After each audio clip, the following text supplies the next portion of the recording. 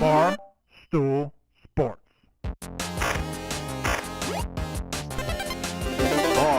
Titus, Brandon Walker. Mostly sports. What are you talking about? Just felt like you stopped. Did you stop? We hit traffic. Welcome to Mostly Sports, presented by Jägermeister. I'm Mark Titus. He's Brandon Walker. Today is Thursday, July 31st. Uh-oh. You know what that means. It's the first one of the month. You know what that means. 31st. We are live from Chicago. We are brought to you by Jägermeister, 56 Botanical, 0 degrees Fahrenheit.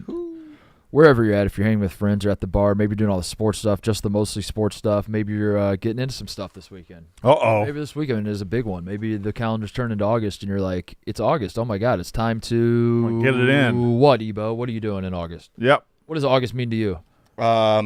Me watching my baseball team make a playoff run. All right. Maybe that's what you're Okay, doing. but for real. Boring. Probably going to the beach. Concrete beach. You got Going a to little bit of concrete. beach time left. Yeah. Huh? And honestly, Chicago's great because there's patios everywhere. You can just drink outside on a patio. No other city.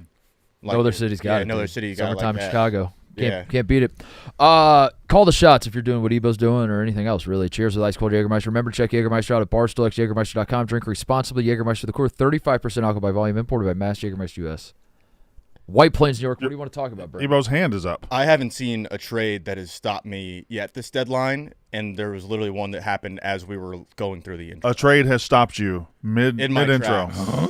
Yes. So, therefore, it has stopped all of us. Yes, it has to stop. This the is show. worth Show us stopping. Yeah, we're Yeah. stopping right Show-stopping now. trade. This is show-stopping. Okay. trade. And right before we Oh. get to the trade, the Okay. The A's are receiving shortstop Leo DeVries, the number 3 prospect, along with 3 pitchers from San Diego for Mason Miller and J.P. Sears. Wow. Miller. That's a massive one. Wow. Elite that's the closer best- with control. Wow. That's the best relief pitcher in baseball, correct? I think projectably, yes. And the A's are – so that's a big prospect right there. Yeah. So the A's are... He played it. I don't know if you remember. He was at Drake and then transferred. They transferred to Indiana. Guys, let's just real quick, just the 3 of us. Is that I was about to ask the same. is thing. that, I don't that trade stopping? I don't want to expose my own ignorance. I but- thought That's a big baseball move. hold on. Throwing closer. No, I know. Look, I thought Shohei just got traded for Judge. The question is not, is this a big baseball move? That's Right. not the question. Yes. right. The question is, show stopping. Is it a should show-stopping this trade? stop the show? Bring the show to a screeching halt. Ebo's measure for show-stopping baseball is maybe different than I thought Shohei and Is- Freeman were packaged together and traded for Judge, and then like the Red Sox, Orioles, and Blue Jays. Eugenio Suarez, would that I have been would say show-stopping? I On would a say- scale from 1 to Hulk Hogan dying. Right. It's probably like a 3 in the whole. Yeah. Hogan. Yeah. I just think he was one. In going into this year, there's a lot of talk about him being the most desirable closing relief pitcher asset in baseball. Sure. A lot of control. It feels like we were talking about earlier, getting a card of a player that isn't that good, but it's numbered, Yeah. so you feel like you have to sleeve it anyway. Yeah. Like I That's a I big get deal. it. I get it. It's a good. I mean, I guess Yeah, it's we a went great to closer. the National last night, and I was explaining to T about one of the things I can't wrap my brain around with sports cards is Right. that it's not about the player; it's about the card itself. Correct. If you open a pack and Michael Jordan is in the pack, I would Yes. get excited about that. I would say he might be the greatest Yeah, athlete fuck to yeah. ever live. Right. I feel like this is probably a good thing that I just opened a pack of athletes and I got the greatest athlete to ever live. And then there's always some dork that's like, no. But It's not even numbered or autographed. if there's a Kenyon Martin in the pack that has like silver Yes. sparkles, Yes, a piece of jersey when he yeah. grabbed 19 rebounds in, Yeah. in a game against the Sonics, then that's worth a lot. know, But I actually like And that. I like that element of it because otherwise we'd all be chasing the same thing. We'd all be chasing the Michael Jordans, and that's just all we'd be chasing. Now you Yeah, it have other makes- things to chase. Like There's waterfalls. You don't want to do that. I'm going to stick to the rivers. Why You not? do not want to do that. Why? That's Trust come on, me. Trust me. come on, Ebo. Can we talk about Ebo's arm sleeve length at all? 'Cause I'm not sure it's getting to where it needs to get to. Okay. I think he's trying to show off a little bit. This is 2 days in a row that Ebo has worn a shirt that I would deem slightly too small for him. Yeah. I think it's Which think about yeah, that I know, for a second. I know. He's been in the gym. Attaboy, Ebo. Yeah, thank you. Is that a compliment? Yeah, it is. Okay, yeah. Yeah, that was a compliment. Yeah, thank that was a you. compliment. Because we've talked about it before. When I wear a medium, it's like a big medium, Yeah. but like like a small large. I'm in between a big medium and a small large. Yeah. Yeah. He is on record. Yeah. Because the medium will, the first time you wash it, after I wash it once, it doesn't fit me. And Jeff Lowe laughed at me. Remember when we tried on the dozen jerseys? He said, I submitted a Why did you size. try I on said- so many jerseys? No, I submitted a large for the dozen jersey, and Jeff Lowe literally like Yeah, in the scoffed group at chat, me. he double tapped and ha-ha'd it. Yeah. Wow. And then we What came a back, dick. and I tried it on, and the large fit. And So what size jersey? And Ebo said large, and Jeff was like, are you sure you don't want to use your Ain't double no way. dip? Yeah. No, big trade, Ebo, big trade. But yeah, I don't know. A's about young core showstopping. grows more. Yeah. But this is what the A's are going to do: is they're just the second a player gets good, Bring them in, ship them they out. ship them out they strip them for parts, and then they bring in the parts, they grow up the parts. They're Major League Chop. The Marlins won 2 World Series like that. Yeah. That's true. Yeah, man. Actually, they won the first one just by stargazing, but they won the second one like that. Just In the midst of the Braves winning 15 divisions in a row, Yeah, the they won Marlins 2 World actually came Series. away with This- more World Series. yeah. The Sad. Rays built their first World Series team like that, I believe. Yeah, young guys. Yeah, young guys. And It's then, good. and then I ship just them all once again I just feel bad for the Oakland fans Yeah. because they had to deal with all that A's bullshit, and then it's probably going to time up where the A's get relevant and good, and they're sexy and they're hot, and they've got their new Vegas stadium. They're and not going to everything. get good. They're going to exactly what he just said. They're going to get this guy, this shortstop.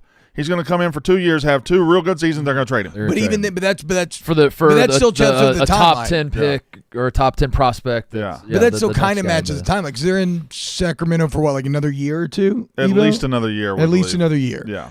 So surely they're going to invest when they're in Vegas, right? Like the owners have to spend in Vegas. You can't go to Vegas and be tight with your wallet if you're the owner of a professional sports team. That's insane. But it might be a thing like where like even the Cubs can be bad. They have Wrigley. The Rockies can be bad. Rockies People can still be go to bad. Coors Field. That might be what. Yeah. It might just be. Oh, yeah. it might that's just true. be like People will we go no matter build a what. sick stadium. People are going to come because it's Like share. Well, and all their you can their- play on slot machines as you're in the outfield. and their like hometown team will be there, so it'll be a bunch of Yeah. like away fans. hanging out What's it there. like, Evo? It's like shares residency. It's just gonna be like But that's the one. the A's have a that's the- residency. Yeah. With all the residencies in Vegas, that's the one. Right. Yeah. Yeah. It's like a Shin Lim residency. Yeah. Shares Wait, the one. like the guy from Penn and Teller Fool Us? Yeah. The stadium is like on the strip. This is where they're building the Oh, stadium. that's not. That doesn't look like a good stadium at all. Oh, that's too much dirt. That's way too much dirt. That's not the glitz and glamour. How are they I going to was- play through those cranes? Is that backyard baseball stadium? What? No- That sucks. Stupid. What a stupid stadium. Wait, so The baseball community is reacting to this the same way Ebo is. Oh yeah, Eric Hubbs. My God, that's a monster trade. My God, that's a monster trade. Again, TJ. I feel What like do you you're mean that's not- your guy? You've never met him. I didn't say my guy. I said, did I say my guy? yeah. He said, "My God." I said my no. I was reading. He said, "My God, that's a monster trade." My okay. bad. Yeah. No, I've never met Hubbs. Okay. That's a baseball guy. Yankee fan. monster. If I was with John Snyder, right, as the owner of the Oakland A's, is that Sure, correct? sure, yeah. sure. I would deflect blame to Mark Zuckerberg Okay. Why? because of the rise of Silicon Valley and San Francisco. Oakland became like a second tier, third tier city where people were fleeing. I go get Ben. People didn't want to be in Oakland. Oakland lost 3 professional teams. Yeah, people didn't want to be in Oakland a anymore. span of how many years? 10. Crazy. Yeah, they lost every professional team they They had. lost the Warriors, the A's, and the Raiders. Yeah. Yeah. So it's, Those would be it's the Zuckerberg's But fault. the Warriors just went next door. They can still. Yeah, I mean, they can you still say talk that, to the but Warriors. There's not. They can still call the Warriors. Yeah, but if they like they're want. not the people. But that's not anymore. the. That's They're not the elitists. people's team. Yeah. All right. Yeah. It used to be like a gritty team. So the Warriors Oh, bought a If nice new Mississippi house. State, which if is- Mississippi State relocated to Birmingham, and then some dude in Vegas was like, well, I mean, they just kind of went next door. Yeah, they bought a nice new house. How would on, Brandon Walker on feel waterfront? about that? fair enough. Yeah. You know what I mean? Fair enough. But I think Birmingham is. Yeah, you're right. You're right. You're right. They're San Francisco's team now. Yeah. San Francisco's not Oakland. They're 2 different cities. They're 2 different cities. Yeah. Yeah, and that's that. I don't think you can refute that. What do you know about San Francisco? Like Minneapolis, St. Paul, they're the same city. They're one city. I wouldn't even. I would go so far as to say the entire state of Minnesota is one city. Yeah, agreed. I wouldn't even know would a say- name for 2 cities that are that close together. Yeah. 2 big cities. Like that'd be stupid. Yeah. What city are you from? If someone said Minnesota, I'd be like, yeah, that's right. I wouldn't even stop to like. You know where I'm from in Minnesota? Moorhead. That's where I be from in Minnesota. Oh, Brendo. Moorhead. Or the Twins play in Minnesota. You always have been a great giver, Brandon. You've been a great gift giver. I've always said that about you. So that would. Can I say something? We went to the National yesterday, like Yeah. you said. You young gentlemen probably go out. I get hungover from walking now. Just want to Yeah. A lot of walking. There's Ben McDonald. There we go. Somebody get up. I'm getting up. Get off the couch. He needs to sit next to Ebo. Yeah. Oh yeah, he's a big boy. How you doing? Good to see you. How you doing, Ben? Good to see you. Oh, I'm Brandon. Hey, Brandon. Okay. Did you say Ben? I just did the White Sox tape thing. No, TJ, run it back. See if we can find that. It's right here, yeah. I was saying. Did you hear that? Hold on. I just did the White Sox tape thing. TJ, see if you could see if. I don't think the mic's picked it up. Here we go. Make sure this phone is turned. No, you got the legend, dude. got the Getting aftermath. up, Get I'm off the couch. The legend. He needs to sit next to LSU Ebo. great. Yeah. Oh yeah, he's great. a big boy. Long time ago, T-Bob. Best Long announcer in the time game. ago. Best Hold on, flat hold on, top hold on, in the hold game. on, hold on. Rewind it again. Hold on. Hey, we're hold on, everybody. We got to figure this out. Oh, I'm Brandon. Hey, Brandon. Okay. How you doing, Ben?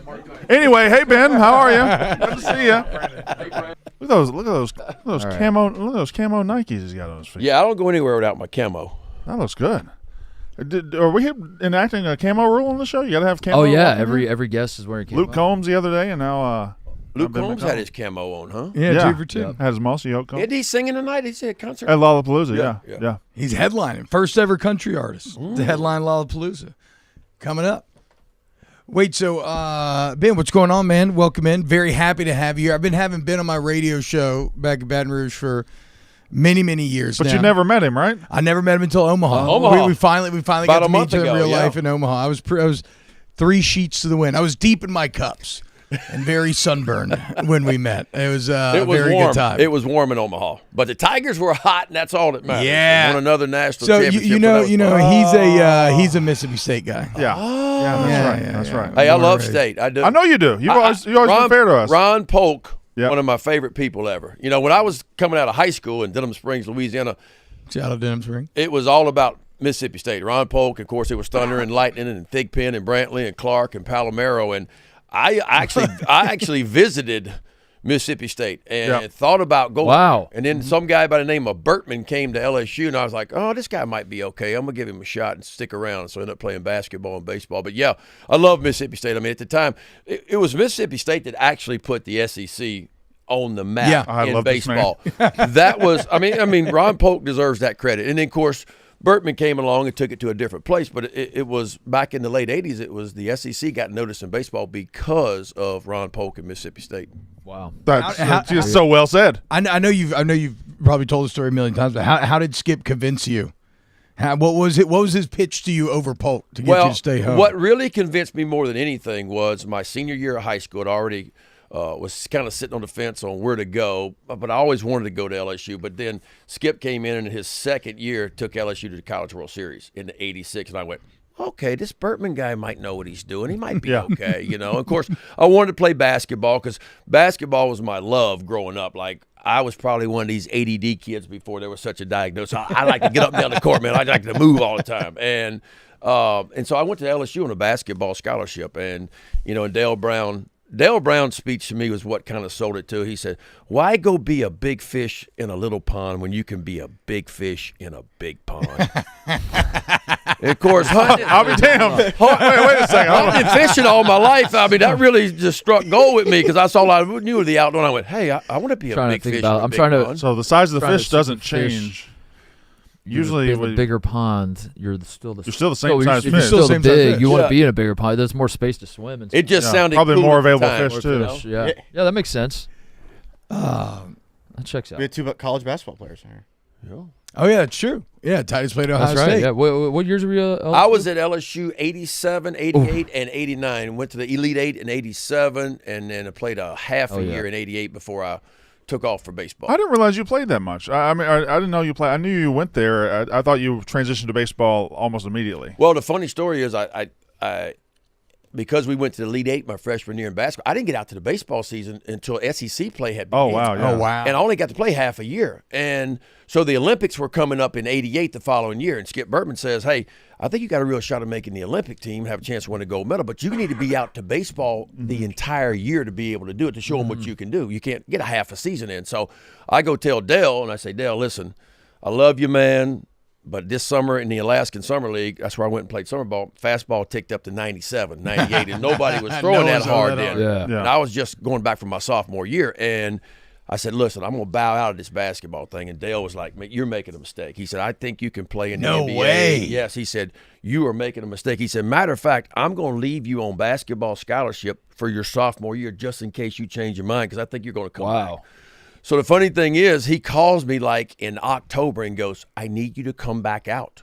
I'm like, what's wrong? He goes, the whole team has come down with mono. We don't even have enough players to even practice. Will you please come out and just give us enough bodies to play and practice? I said, Coach, because you kept me on scholarship, I'll go back out, and I'm coming. But January 1, I'm going to baseball because I want to be on that Olympic team. I got to show him. He said, deal. And So fix the mono now. Wow. Right. So I went out and played, October, November, December with them. And when January 1 rolled around, I went out to baseball full time. And that was into the basketball stuff. So Wow. And they cured mono that fast on the whole team. it wasn't but like 5 of us out there practicing. He didn't have enough bodies for a while, and that's what the problem was, So It's a kissing disease. So, Mono.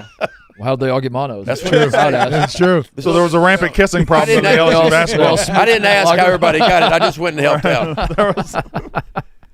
That's incredible though that you could play both at such a high level. Do you like? Are you one of those guys that as you've gotten older gets upset about the state of youth sports, that like specialization is a thing? 100%. Yeah. Like I have been preaching, and of course I coached. My wife is here, Nicole, and I coached travel ball. She'll tell you with my daughter for 7 years, travel softball, and then I transitioned into travel baseball for 7 years with my son's teams. And I preach that all the time. But parents, man, they think more is better. They say, well, how many summer ball games did you play?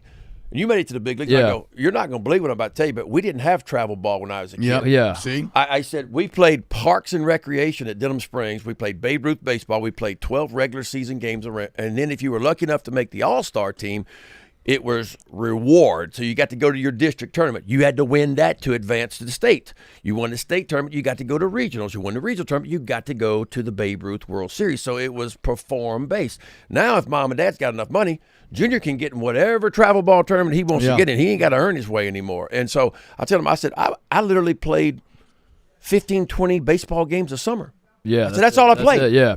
And they said, there's no way. You made it. I said, but I said, here's the difference between me when I was a kid and your kid, though. I learned to play the game of baseball in my backyard. Every summer we played cup ball, tape ball, wiffle ball, tennis ball in the backyard every day of the summer. Barefoot, no shirt on, out in gym shorts, just playing. That's where I learned to throw a ball, to make a ball move left to right, to make a curve ball go like this. That's where I learned. And now kids today, man, it's all about these phones and it's the computers. And yes, they are playing sports, but they're not spending time outside, being outside and learning the things that we learned, Now the kids are very talented today. I think they're further along than what we are because they're getting coached now at 12-year-old travel ball like we were getting coached in high school and college. They're learning those kind of things right now, but it's different than what it used to be. But you only look at the kids that make it as like the wow, they're so much better than maybe you were. But there's in their wake is a long line of kids that like got burnt out because when they were 12 years old, they had to stop playing if football. My dad and basketball told me when I was that. 12 years old, you're going to play 90 travel ball games. Yeah. I probably would have hated the game of baseball. The difference for me was I never had an off day. I always had something to do from junior high all the way through high school and even in college.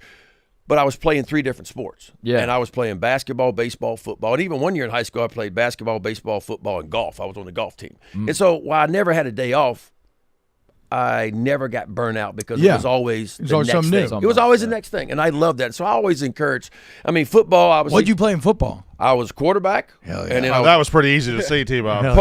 punter, kicker, did all those things. And I tell parents all the time, I mean, football taught me toughness like you. Yeah. Basketball taught me agility to get up and down the court, growing real fast, being tall like I was. It helped play into my baseball world of being able to repeat mechanics as a pitcher to be able to throw strikes. And so one thing helped fuel the other, you know. And I love soccer. We never played soccer, but I could see how soccer would be a great sport for young kids, hand-eye coordination, all that kind of stuff. What kind of basketball player were you? Were you a back to the basket guy, or were you a slasher? In high school, being 6'6", 6'7", of course, I played inside. Yeah.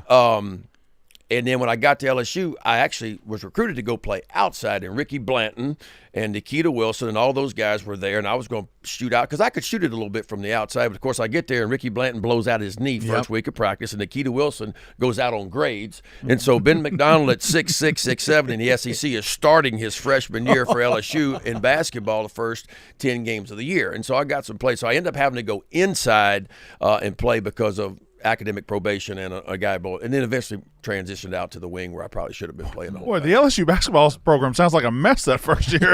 Maybe Elite Eight. Mono and guys. It was Elite Eight with a bunch of guys that never even made it to the NBA. You know, Yeah. Nikita Wilson was a good player. Jose Vargas, you probably remember. Daryl Joe, Anthony Wilson. But it wasn't dudes that played in the NBA. It was Dale Brown magic is what it was. That was before I guess that was the year before Chris Jackson got Chris there. Jackson. Yes. Chris came first. Yeah. Mahmoud Abdul Rauf. Then And then Stanley after that, Roberts and Shaq. Shaq. I would have Nobody loved to there. play with Shaq. That would have Yeah. been fun. Yeah, That would have been fun. Just dump it inside the big fella, and when they triple team him, kick it. Remember, I right had two back of out. them. I had Stanley Roberts, Stanley, yeah. and he was bigger than Shaq. Dude, I was used to go over there. gigantic. I used to go over there and watch because I was still in school. Watch those practices with Yeah. Stanley and Shaq. It was unbelievable. Yeah, unbelievable. playing volleyball at the rim. And I'm gonna tell you what, Stanley would put Shaq in tears. I know, he was bigger. He was better. He was bigger, and he was better than Shaq. He had more moves. Of course, Shaq had the athletic ability and obviously would end up doing what he did. But Stanley was a better basketball player than what Shaq was his freshman. Shaq was a little bit of a beanpole, but not little bit, comparatively yeah. speaking. Yeah, compared to what he became. Yeah, yeah. at the time. Well, then he Chris was- he Jackson's was- probably like the best forgotten player. Chris of all Jackson's time. the best college basketball player I've ever watched in my Yeah. life. He And is- people don't talk about him He's anymore. like Pull to up me his- the connective tissue from like Maravich to Steph Curry. Pull up, He's pull like up the say, bridge. Chris he was- Jackson's stat. Yeah. This basketball reference college. Yeah, Pull he up- was pull the- Steph Curry his before there college was career. Steph Curry. Yeah, I mean, I never unreal. saw a guy Unreal. that could elevate so quickly and get a shot off right in somebody's grill. The quickest and release do it. you'll ever see. Never seen anything like that. I mean, kid averaged, 30 points a game his freshman Yeah. year? Freshman year, yeah. That's unheard of. That's a ball knower's answer if you ask like the best freshman in college basketball Yeah. history. If Yeah. you say him, that's your guy. Knows some It's shit. a Scooter yeah. Jeanette play. Yeah, it's just that's exactly right. That's exactly right. Ben, I got a question for you. Because so last night, Shohei Ohtani, they're still working him in. He ends up leaving the game with cramps. I think it was like 50-some pitches, Evo. Yeah, something like that. What, Got the 3 1/3. What was your average amount of pitches you would throw in an LSU game? Ooh, LSU until I got the last out. So what, like So depending on you? Yeah, they even 120? count. It Is there was even it was as high as 163. What? Oh, my complete God. game. But the average at LSU in 9 innings was probably about, I would say 125-ish, 130 would be the average. Yeah, but I mean, it started way before that. And look, we didn't count pitches, and I'm not giving Skip a hard time about this because I wasn't the only one in my time doing it. But look, I threw all 13 innings of a semifinal game in high school in the state championships and threw 221 pitches in one night, all 13 innings, and then closed the next day in the state championship game. You know, and then my sophomore year at Denham Springs High School threw a complete game to get us to the state championship, and then our ace, who was a senior, blows out in the first inning, and I threw the next 7 innings just 2 hours later, threw 14 innings. And so, you know, it started before then, and people make a big deal. And look, Skip took a rap, you know, for what happened to me and my injuries and all that kind of stuff. And then I did throw. I mean, I threw 352 innings in 16 months from my sophomore year at LSU to the Olympic team to right back my junior year. I threw 352 innings in 16 months as a 20-year-old, you know. And did That's it lead to insane. me breaking down? Probably. I probably did. But we didn't know it. I wasn't the only one doing it. And so I don't blame Skip. I mean, I was a competitor like you are and like you guys were. Skip would say, hey, can you get me out? I go, damn right, give me the ball. Yeah, give fuck me, yeah. give me a Let's minute. do it. Give me a minute to get loose, you know. And so, and look, but it even happened in the big leagues. And they don't take care of your arms, even in the big league level, It's much better now than what it was, but even then there was some sketchy things going on even at the big league. Is there part of you though when you see guys like Mizorowski go out and it's like he's only throwing 3 innings that day? You're like, I'd love to see it pushed a little bit more. Like, are they maybe being too cautious with guys? This is what's concerning me about Major League Baseball. I feel like we're in a time where we are protecting our pitchers more than we ever have. And what I mean by that is less pitches, less innings pitched, less all those things. We don't hardly have anybody throws 200 innings in the big leagues anymore. Like, it's maybe 2 or 3 guys a year that do it, which is unheard of. We'd have 2 or 3 guys on every team that used to do it. But yet I feel like we're protecting them more than we ever have, but yet we've got more injuries than we've ever had too. And so, like, it's weird to me. Now, there's a lot of different reasons why I think. I mean, we're chasing velo. Velo is king, and everybody's chasing that. You guys know that. We're chasing spins and shapes and all these kind of things, trying to make the ball move, because now we know from an analytical standpoint what velocities and what movement consistently gets big league hitters out. And so now we're chasing those things. And there's a lot of pitchers out there that are chasing shapes and making their arms do different things that's not natural to do. And I've had big league, I'm not going to mention any names, but I have big league pitchers that say, hey, these certain pitches they're showing it hurts my arm to throw it, but I know if I don't throw it, I'm not going to get big league hitters out, and my ass is going to be down. And I'm not going to get paid. I'm not going to I'm going to get sent to mine. So I'm willing to risk potential arm injury to try to make the ball move like I want it to move, so I can stay in the big leagues. And so it's a tough spot for players to be in. But if everybody's chasing the same thing, is there maybe going to is a lane going to develop for the guys who don't throw super hard? But like, I'm a Cubs fan, so a guy like Kyle Hendricks comes to mind. Yeah. Like how he had success, which is location, and he throws a 92-mile-an-hour fastball. But that's a great point. And look, I think we're going to start transitioning back into what I call pitching. We're in a phase now where we're out stuffing hitters. My stuff is better than yours. I'm not even shooting for the corners. The plate's 17 inches wide. My stuff is good enough. I'm not even catcher sets in the middle part of the plate. I was talking to our pitching coach about a month ago, and I go, Frenchie, I said, why are we setting in the middle of the plate no matter what the score is and what the count is? He said, you want to know the truth? I said, yeah. I said, it's driving me crazy. I said, we didn't pitch like it. He said, the average big league pitcher right now, Ben, misses his spot by 11 inches. Wow. So think about that. He said, so think about this. I'm putting the glove in the middle part of the plate because I know our pitchers aren't good enough to hit that spot. They're going to miss 11 inches here, 11 inches here, 11 inches here, or 11 inches here. I said, well, now it makes sense. He said, think about it. If I set up on the outer third like you guys used to and we missed by ball 1, ball 2. Set up in the middle, he might hit the corners a little bit, but it's going to be around it. So I went, wow. I said, so and that just goes back to the point of we're not pitching. Now, there are certain guys that are still pitching out there. They're control and command guys, but it's more, especially when you get to back in the bullpens, here it is, see if you can hit it. My stuff is better than what you can do at home plate. I'm just going to outstuff you and beat you, and that's kind of where we are right Do you now. think that like Cade Anderson from LSU, is he of the pitching category? Because he's not someone who has as much overwhelming power as almost probably 90% of the LSU staff this season. He's a pitcher. Like Chase Shores came in just throwing 100. Yeah, that's just and stuff. it was like set up in the middle of the part of the plate, see if you can hit it. Yeah. Cade Anderson is a pitcher, and that's the reason why he was drafted so high. Me and you talked about this. And when watching the college game this year, there was only 2 or 3 guys I felt like projected out as big league starters at the major league level when I watched the college game. Cade Anderson was one of those guys, and the most advanced for me because it was a real 4-pitch mix. I throw a lot of strikes. Watch where the glove is. He can hit the glove a lot of times. And so he's a real pitcher. I hope he takes another step forward with the velo and all that kind of stuff, but he can really pitch. He's a pitcher. Today is the trade deadline. Yes. Now you were top pick. I don't think you were going into many trade deadlines, worried about much. But is this a tense day, a nervous day for a lot of guys? Very. I mean, kind of scary. Yeah, it is. I mean, because it's a comfort factor, and all athletes are comfortable doing what they do. And when you start getting to the trade deadline, you start to hear the rumblings 2 weeks in advance about, well, we may lose this guy, we may lose that guy, I could be moving, and it's a tough time, especially with the Orioles right now. You know what's going on, and just because he's wearing those things, don't necessarily. Kittredge He's got just peacocking. I wear this every day. I literally wear this every day. He's just peacocking. He does every wear day. Orioles I wear this every day. Wait, prove your bona fides. Because me and Ben were talking about the trade deadline just a second ago, what the Orioles are doing, but I didn't. I can't. I mean, there's a lot of moving parts. I mean, Ramon Urias, I think, was a surprise move yesterday, especially because he's under contract for another year. I think there's a basically foregone conclusion of certain guys who are going to move at some point today. And it sucks because, we came into the year kind of expecting to buy instead of sell. And now it's like you look at the bullpen from day one, from opening day to now, it's a completely different staff, like completely different staff. But yeah, I don't know. It sucks. Like I really wanted to be a buyer, but I still think the Orioles like are in a position to be buyers, even if they have a losing record, if that makes sense. Because that's a good point. young core so strong. It has been a disappointing year. There's no two ways around that, you know. And as a GM, I think you look at it and you go, all right, if I'm not going to sign certain guys back, and that's not my intention, I can't let them walk at the end of the year and not get anything for them. And now you're in a position where Cedric Mullins, for instance, I love Ced. I've seen him all his ups and downs at the big league level, you know, the last 8 years, and great guy. But apparently the Orioles are not going to sign him back. So if you're not going to sign him back, you get what you can get for him at this point, you know, because obviously the Orioles aren't totally mathematically out of it, but they're pretty much out of it right now, you know. And so, but to your point, I was surprised about Urias, who's under club control, who's been a big part of the Orioles the last few years, that you move a guy under club control. Yeah.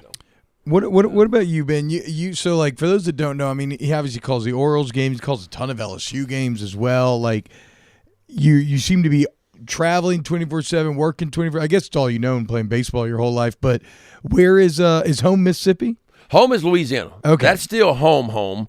My wife would tell you otherwise. Probably my real home is in Mississippi, where the farm is. And where's the farm in Mississippi? I am just south of Natchez, Mississippi. So I'm halfway. Oh, that's Louisiana. Yeah, that is okay. That is basically I'm Louisiana. halfway between Natchez and Woodville. Oh, like Wilkinson County area around there? Wilkinson County, I'm in Wilkinson County. Wilkinson County. Yep. Okay. That's where I'm an hour and a half from home, hour from the Baton Rouge airport. So it's Okay. perfect. It's far enough to get away if I need to get away, but it's close enough where I can get back if I need to. Okay. You know? That's like Louisiana right there. Yeah. There's only Mississippi. 2 seasons in my life. I tell people there's hunting season, there's baseball season. One rolls kind of right into the other. So that's only 2 seasons in my life. So Also, Ben, if you have the pleasure of Ben calling games for your team, fuck. I mean, Ebo, you could speak to it. Yeah, it's just fucking fantastic, dude. I never got to really see you play. Like my generation, you were early 90s Orioles. I was watching early 2000s Orioles, but it's been very cool because I grew up watching like Gary Thorne and Jim Palmer and Davey Johnson and Bordick in the booth.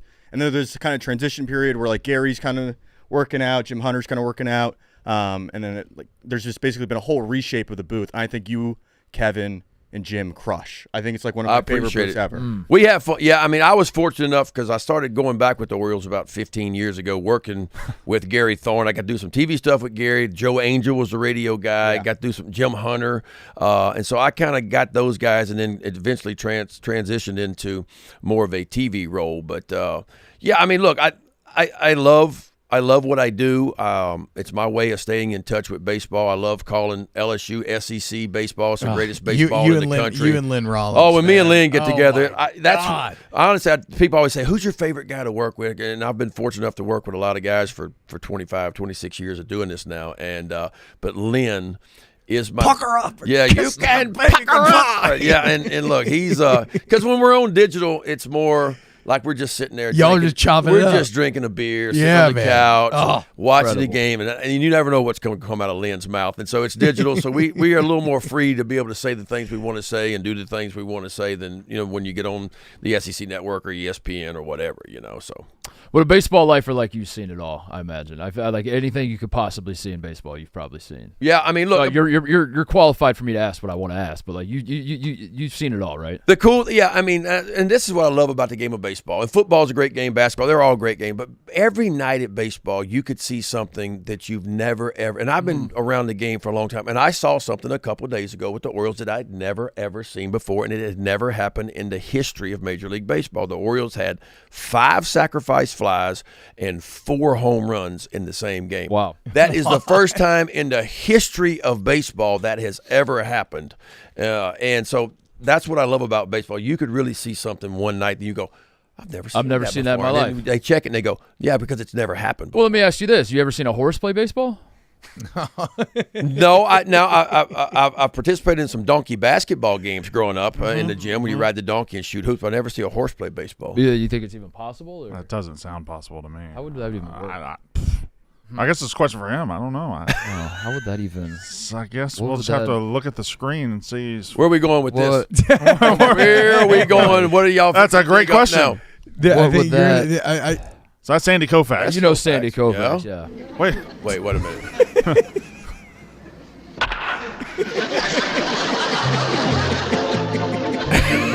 Mr. Ed.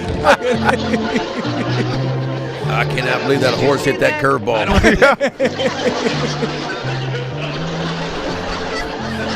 Speed around the bases. So a triple, I guess. A triple. Stand up triple. What? Let's turn it for home, Ben. That is funny. No, he's not. Safe by a hoof. So now you know Now you have seen it. A horse can can play play baseball. Yeah. Every day. Make you sure to see drop that in on the broadcast this weekend. Yeah, I like that. Safe Mr. by a, Ed. Who did safe the- by a who- hoof. See if did Kevin the- thinks that a horse can play baseball. Who did the misread lineup? Tiger. Well, that was the Tigers? Yeah, that was They- crazy. They put that out? The Can I ask a selfish question real quick? Sure. Mississippi State baseball. Brian O'Connor's going to get us right? Yeah. Yeah. I like Brian O'Connor. Yeah, we're about to get back in the mix, huh? Yeah, and look, State's, y'all know the world that we play in now with the NIL world, and State's got Costing me a lot of money. resources, and it costs them a lot of money to get him, but I think it's going to pay off. I really do. I've known O'Connor when he was at Virginia and did some of his games, and he's been to the College World Series a lot. He brings experience, and that's different. It's a different place. State's a different. Stark Vegas is a different place, and he'll get used to it though. But he can coach, and I think he can recruit as well. And of course, State's got the NIL program working too. So. I think what he meant to say was Starkville is a wonderful place, and Wonderful probably place. the best place on earth. That's what I thought he was trying to say. Well, I don't know about Starkville, but Duty Noble Yeah. does seem to be. Where would you rank Duty Noble amongst the college stadiums? Man, when they first opened up that newer ballpark, I think I was doing a super regional there against Arizona. Jay Johnson came in against Arizona many years ago. And 2016. The atmosphere, man, was like nothing I'd ever seen before. Like, it was loud, and it's a cathedral, man. It's a beautiful ballpark. And it's some of my fondest memories because I remember going in there in '88 as a sophomore. We set the all-time record crowd at the time. It was over 14 or 15,000 at the time. I have a picture on my wall at home right now of the night game during that series. Yeah. From center field looking in, and it just shows the entire thing. I think it's been beaten since then, but at the time it was the most ever. It was beaten the next year. Yeah, at a ballpark ever, and we had 14,000 and doubleheader, and it was such a cool place. But yeah, that was the left field lounge thing then? Yes. Were the lounge legends No, out there but it was grilling and everything? different. It was the true. No, it's when they were true driving left like field. pickups and like It they was just had, backing your pickup there and putting a grill in your Oh, yeah. pickup and putting a deer stand in front of the pickup. Yeah, it was pretty much left field, left center field. They hadn't wrapped it all the way around the center and right field, if I remember. Yeah, right field was just where the scoreboard was. Right, and they used to hoot on you but this is what I loved about it. They would hoot on you and talk about your mama and all kind of stuff out there during. But as soon as the first game was over, then they'd feed you, and you got barbecue ribs and beans and whatever. They come up and offer you a beer between games, whatever you wanted, and then, boy, as soon as the next game would start, they talk about your mama again. Yeah, they're awesome people. Awesome people. So you're in town. You're in town to call the series. So this is your day off today. Yeah, we got an off day today. I guess Cubs have a day off, and so how's that work? Like, what do you? Because you're traveling all over and you get a day off. What do you just go hang out in the city wherever just you're kind of do whatever. It's a as you guys know, there's only like 2 off days a month in baseball, and these players, it's a grind. It's a grind for the broadcast. It's a grind for everybody because it's go. And so anytime you get an off day, some guys just never get out of bed. They just stay there like zombies. Other people like to get out and move around and do certain things. And so anytime there's an off day, because me and my wife don't see each other very often this time of the year, so I was like, hey, why don't you come into Chicago? We're going to hang out a little bit and Go do an interview with me. With these assholes. Speaking of Chicago, man, my heart is broken for the Cubby fans and Ryne Sandberg. I just when I was in 10th grade in Denham Springs, Louisiana, we got something called Cablevision for the first time. We had the bunny ears at home ever since I was a kid, and I got 10th grade. We got Cablevision in Denham Springs, Louisiana. So I got to watch WGN and WTBS every day. Mm-hmm. And so I fell in love with the Braves and the Cubs, man. And that was kind of my routine. I'd go to work at my mom's work, and I'd work from 7 a.m. to noon every day because I had football, baseball, basketball, whatever in the afternoons. But I always got some lunch and went home and watched the Cubs play, man. In 1984, I fell in love with Ryne Sandberg, Rick Sutcliffe, Leon Bull Durham. All of Ron Say was out there. Eckersley was in the pitching staff with Sutcliffe. Lee Arthur Smith from Louisiana was closing for the Cubs. And that was my first taste of Major League Baseball and just watching it. And everybody in the backyard wanted to be Ryne Sandberg. And so when I heard the news, man, here in Chicago, I was just heartbroken. Heartbroken for this city, man, because I know how much Ryne Sandberg meant to the Cubs. No, I was about 3 years behind you, both in the Southern thing and the cable thing. So I came in about 87, 88. Yeah. And it was every day. It was Harry Carey and Steve Stone. They were talking about, I was watching Sean Dunston and Ryne Sandberg and all those. And Ryne Sandberg was one of the I said this the other day, was one of the first Major League Baseball superstars of my entire life. And it was just he was like bigger than life, and it sucked. It did, man. But one of my favorite things about the Cubs though was Harry Carey and about the seventh. And, like, they would show the center field views pointing back into the booth, and he would have so many red Solo cups stacked. Like you couldn't even hardly see his face by the seventh, and he was just like from here up is all you could see. I went back and watched a game on YouTube not too long ago, and he has something in his throat for the entire game. Like the whole time you're just like, Harry, clear your throat one time. He just won't do it. It is amazing. Harry Carey couldn't happen today. No, it couldn't happen today with the broadcast. But that was the best baseball. I mean, Harry Carey was the best baseball there ever was. He's an all-time icon who, if he tried to work today, wouldn't even get a job. Couldn't even call single A baseball. He'd be fired in a week. Couldn't even call single A game. What else? Baseball. So a lot of rule changes in recent years. That those of us that don't live and breathe the game, we can point to those and be like, that's different from when the 90s, the 2000s, whatever.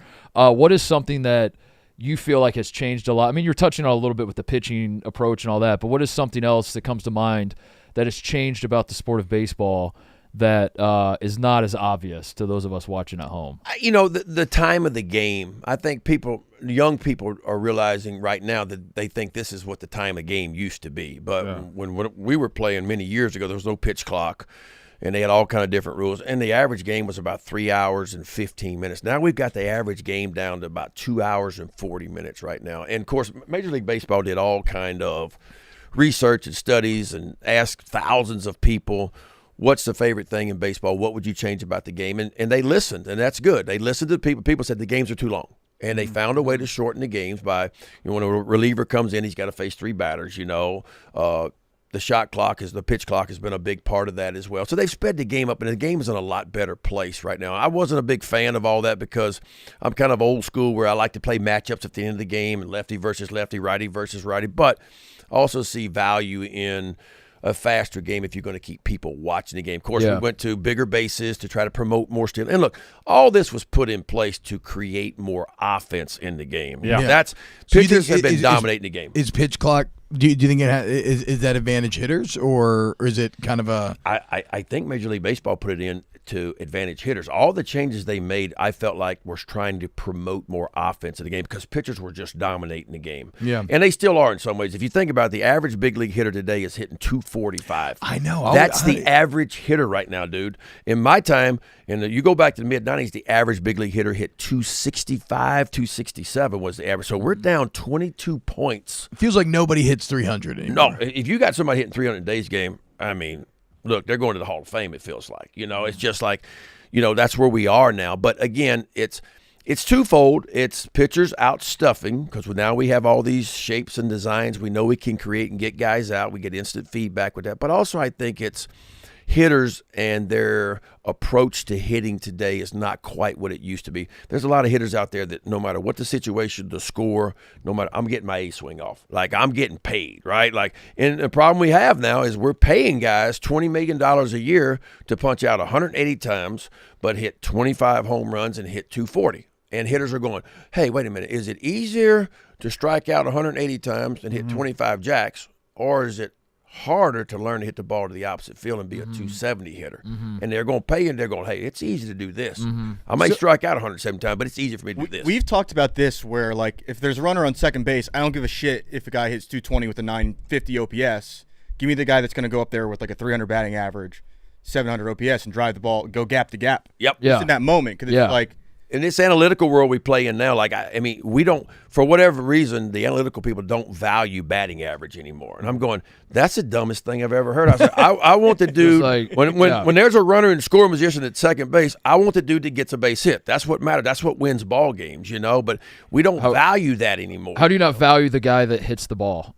They don't like single hitters. Yeah. Like if you hit single, guy gets a hit. I'm going, That's not, guy by the name of Ichiro was pretty good back in the day. All he did that was hit singles, but it's a different game now, man. I miss you It's talking about the analytical speed of the game. I like the game moving faster, but what I miss badly is like a playoff game where it's a high leverage situation and each pitch seems like it takes 10 minutes. Yeah. And the whole crowd the buttholes are tightening. It's a duel. The camera can build the in drama. on the pitcher. Yeah, the pitcher's you can build the drama. And then the batter's getting into the box, and then he fouls it off, and they step out, and they all do it again. Yeah. It's like this moment is just building It's over like a and over. samurai showdown. It's almost. incredible. And I miss that. I do miss that part of it too, But but all in all, what can you do? I think it's a better game. And look, the people watching, the TV ratings, people showing at the ballpark, it's showing up. Like it's in a good place right now. I also miss the beer drink. Like you can't drink as many beers at the game. Yeah. Like I miss the Don't last pacing as of long like after the second inning I'll run and get a beer, then I'll get it, but then it's just like moving on. You're like fuck, I gotta finish this. Yeah, when we did that 999 challenge, it felt like we were on you're- the clock the entire time. Quick.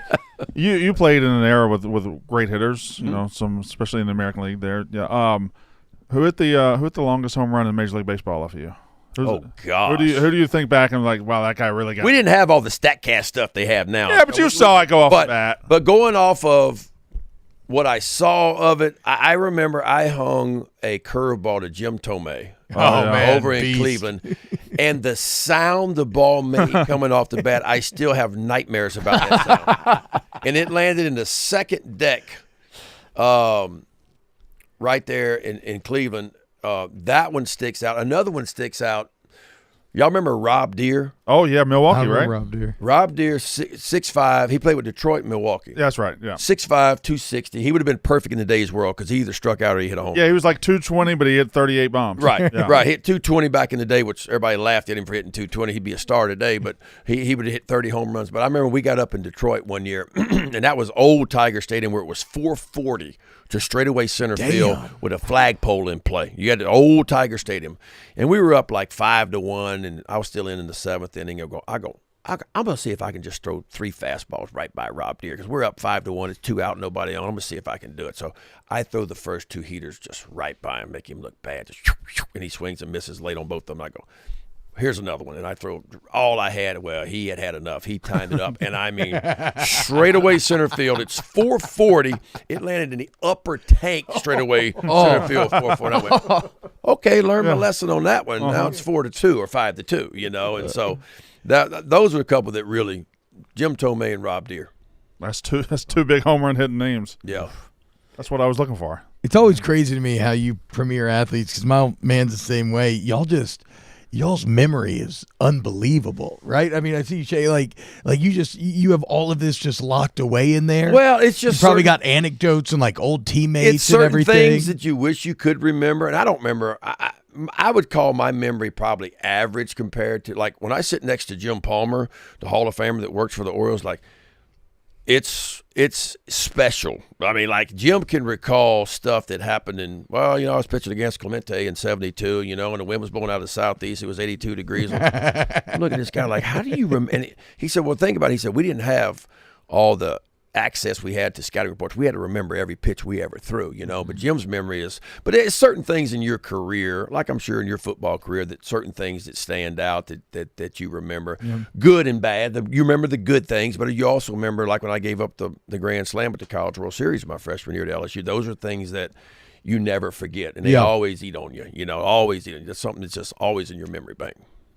Speaking of LSU, Jay Johnson, is he the best college football or college baseball coach in the entire country?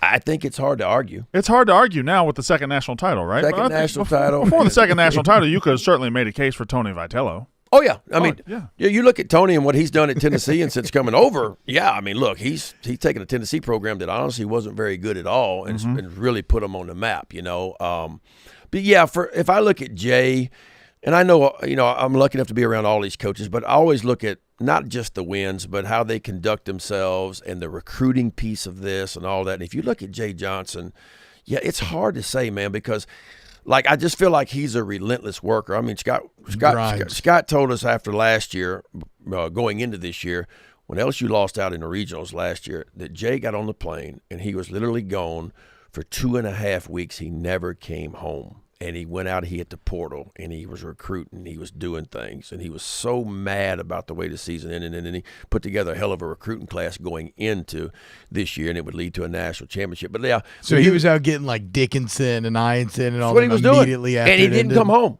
Yeah. He did not come back. And when I look at a coach, because in today's world, man, like you got to be hungry as a coach because you got to go out there and recruit players, and you got the NIL world, and you got to figure all this stuff out. And like if you're an older coach sitting back waiting for the game to come to you, it's going to pass you by. You got to be a guy that's got a lot of energy, like a Tony Vitello or a Jay Johnson and others that are out there that are so good, because it's a very competitive market now. There was a time where LSU recruited itself, and LSU will still recruit itself because of it being LSU, and it's arguably the greatest program in college baseball history now. I know USC's got 12 titles, LSU's got 8 overall, but if you look at the last 40 years, LSU's got 8 of them, and USC has 1. And so it's going to recruit itself in some ways. But now kids say, hey, I know you guys got 8 titles, but hey, what can you do for me? And this, that, and the other. And so you got to stay up on it. That's where Texas becomes potentially a problem, I'd say. So what are you going to do on your day off? You're going to go out to Lollapalooza and crowd surf a little bit?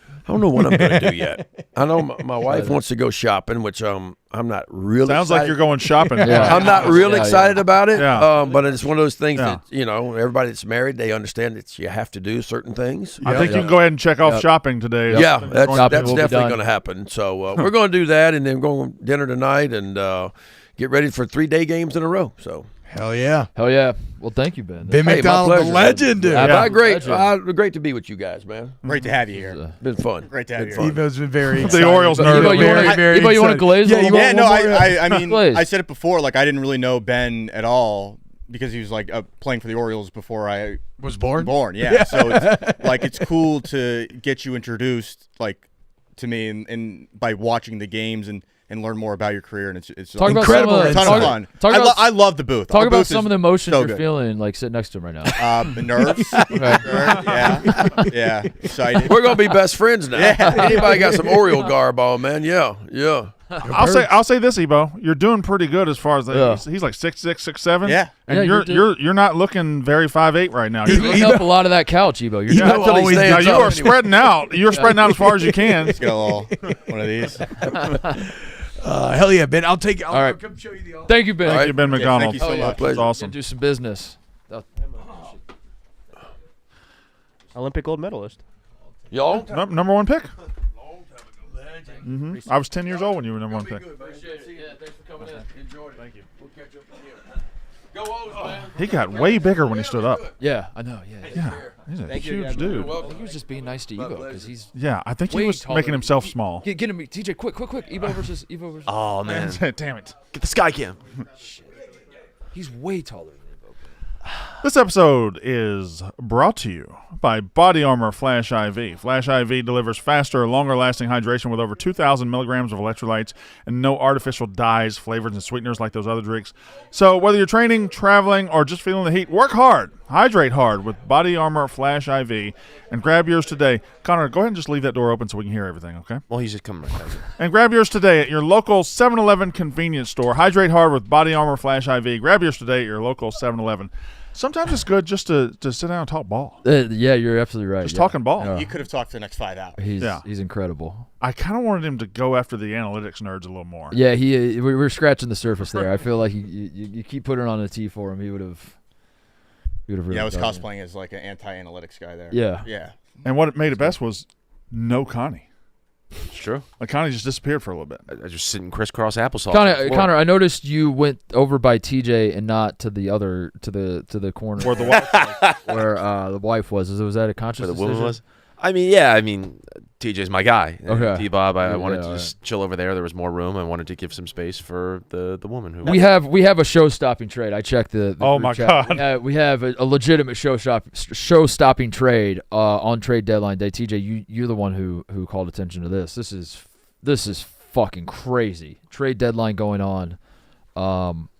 Foo Fighters and 9 Inch Nails are switching from former Foo. Josh Freese is going to rejoin 9 Inch Nails while Elon Rubin will mosey over to the Foo Fighters. Yeah. Oh my God. Mosey over Jay. kind of shits on the Foo Fighters. What is What this? is mosey over? Why What does this mean for Foo-ness going forward. I think they Former Foo. yeah, the Foo Fighters have been searching for the right drummer, right, for a while. And Wait, bands do this? Bands talk to each other? I have no Hey, listen, I never heard of that. Yeah. I mean, You think The someone's deadline setting is cash today. considerations Yeah. over? They got a couple hours until the deadline. And 9 Inch Nails didn't have to give up a draft pick or anything, huh? Wow. Hey, So man. just a straight 1-for-1 trade. Hey man, this is Trent. Yeah, we got that thing. We got to talk about. We got to talk about drummers. We're really got to make a change. There's probably a lot of picks involved. Am I right? Oh, No, because they're, Oh, they're they're drummers. drummers. They're sticks. Sticks, man. Forget I said Sticks. anything. It's all right. You just gotta forget the fact that TJ just ruined that moment or possibly the show. The Mariners got Eugenio Suarez. Yep. That's the actual match. Who used to be a Mariner? Yeah. yeah. It's a big He's going deal. back to. We had him as a Yankee mirror a week ago. Yeah, the Yankees had him as a Yankee. Yankees fans had him as a Yankee. But then they got Ryan McMahon. McMahon. It was the same thing, but Vince's a little son. worse. Yes. Oh, he's very great defensively. Has bad splits outside of cores, but Yeah, the Mariners would be the second team in MLB history to enter August with 2 players on the squad having 35-plus home runs. The other was 1961 Yankees, Roger Maris and Mickey Mantle. Look at that. Wow. I saw something. He's the most home runs, the guy with the most home runs ever traded. Really? At the trade Oh, yeah. deadline. At the trade deadline, yeah. That seems okay. Yeah, check. He's got what? Got a lot of home 36? runs. 37, 38, It's at 36 there. 30, 40. Didn't it say 36? there? 36. Brandon, chat saying check your phone about unnamed show. What's doing on a name I don't know. show? I said they're talking about you. Check Brandon. Brandon, check his phone. Brandon, look at his phone. They're trying to call Brandon. They're talking to Brandon. They're talking about Brandon. Why are they talking about me? I don't know. What did Brandon do? Brandon, you need to defend yourself. What does Brandon need to defend himself with? I don't have any phone calls. All right. All right. Looks like the chat Letting you got the know. best of us again. Okay. What is happening? What's happened? Oh, it probably is happening. I just. Brandon, fuck unnamed is what somebody said. What are they saying? I don't know. Can you check in on them or? Yeah, sure. All right. I don't know what they're saying. What did I do? I don't know. All right. But they talking about Cody at all in there or no? we'll now Probably. stop and Can we just now, if you want to go back and look, I might have done the White Sox Dave introduction. I know. When I he think walked, you did. I think I did I too. think you did. I would like to see that, TJ, if we could find. I think I might have did the White Sox Dave. They're talking about MJF not being a bigger star. Oh, What's that got to? What? They're saying you told Dave that MJF was going to be bigger than The Rock. If you pass on this guy, you're going to regret it. Okay, that's not really that's not shitting on me, worth- is it? I mean, that's It's probably like the chat. Okay. it's not. No, Dave was going to hire him to do a podcast with me, and we were going to be doing a podcast, and they couldn't agree on money, and I said, this guy's going to be big. I did think he was going to be bigger than he is right now. He has kind of stalled out, but he's still 28, and he was just in the Happy Gilmore 2 movie. Like, he's got a chance to be really fucking big. So that's what they're Damn. talking about on Unnamed Show? They're saying, yeah, they're talking about MJF and Happy Gilmore too, and saying about how you promised him he'd be a bigger star than The Rock, and you were going to take a pay cut to make a podcast. I did. I said if you can't agree to money, just take some of mine. And I thought I believed in the project. What do you want me to do? You asshole! You fucking idiot! Yeah, I took a pay cut. I took a pay cut to hire Mark Titus. I actually don't get paid anymore. He gets it all. I took all your money. Yeah. Yeah, that's a weird thing for them to shit on me about. That I believed in my guy. Sorry, I'm gonna guys. say this. I'm gonna say I love our chat. We have great people that watch the show. and That I like wasn't the worth chat. stopping us for. That wasn't a showstopper either. We're 0 for 2 on showstoppers right now. Well, we're the 1 for one I 3. brought- We're the 1 for one I 3. brought, Yeah. 1 for 3. That's Hall of Fame. I don't think A lot of people I was win 300 expecting a these clip of them just eviscerating Brandon and Brandon. Yeah, I I thought- thought you were gonna have to leave the show. I got that feeling in my stomach. I was Yeah, like, "Oh yeah. fuck, what did I do?" Yeah. I saw 10 straight messages alert Brandon, so I thought the worst had happened. talking about why MGF should be a bigger star. Yeah, I mean, talking that's not. AEW's hierarchy. Also, MJF just ghosted me. What happened? After that, I think Can you ask Brandon? there This was- is from Austin. Can you ask Brandon live right now if he was willing to take a pay cut to get Dave to hire MJF? Yes, I was. Named, and they say ask Brandon live. yes, I was. Yes. I very much was. and it wasn't so much about MJF as I saw it as a massive opportunity for me to be attached to it, and so I said, let me take a pay cut to get him on board, and I'll show you that this is going to be good. And I thought MJF by now would be a much bigger star than he is. He is, but he was just in Happy Gilmore too. Kind of a jumping off point. Maybe he would be if he worked with you. I've also told him that. I said if you had agreed to the money, I think Barstool would have helped your profile a lot. But it is what it is. So of all the things and all the people in this building you can make fun of for anything, that's what we're doing. That's what we're using time on Unnamed Show for that. Now we're using time on this. Okay, yeah, I believed in MJF. I thought it'd be a huge show, and I was willing to take a pay cut to do it. All right. So the Mariners like all in? I think they got to be, right? Oh, their whole forever has been hitting. So Cal Raleigh, obviously a bunch of home runs. Suarez now with a bunch of home runs.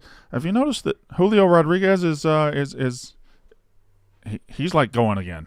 Yeah, he started slow. Yeah, he started slow, but he's been fucking awesome. What does success look like for the Mariners? This is a tortured franchise. It's winning the World Series, right? But no, but good answer. Great answer, Brandon. I meant short, if they maybe short of winning the World Series, obviously. But they're selling. If they don't win the World Series, you think like the Mariners fans are gonna be like fuck or like they're selling out to do it, right? Yeah, I think but this is not the Yankees. This is not the fair enough. This is not the Dodgers. This is, but at the same time, they are positioned to make a run here. You have to look around and look at the landscape of the American League. I mean, the Yankees are downtrodden right now. They're 6 games back of first place. I guess getting there would be because they've never been there. They've never made the World Series. They've never made the World Series. They made the ALCS. That was the year they won the most games in history. 01. Yeah. 01? Yeah. Who was the first baseman that wore the batting helmet? John Olerud. Yeah. That's like I don't know why that's my. The Mariners are a franchise. Men of a certain age, they are very, very fucking cool, and a lot of it's King Griffey, but it's also the kid. It's also just the trickle down of. But I bet that whole Randy Johnson and all of them. But I bet even the next generation because then they had Ichiro and Felix Hernandez.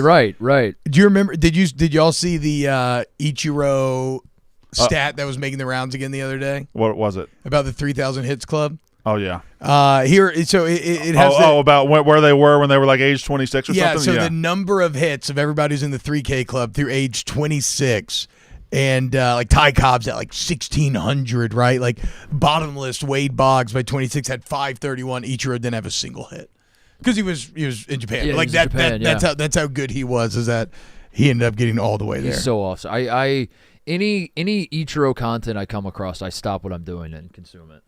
I agree with that. Yeah. Anything. Any Kansas City quote.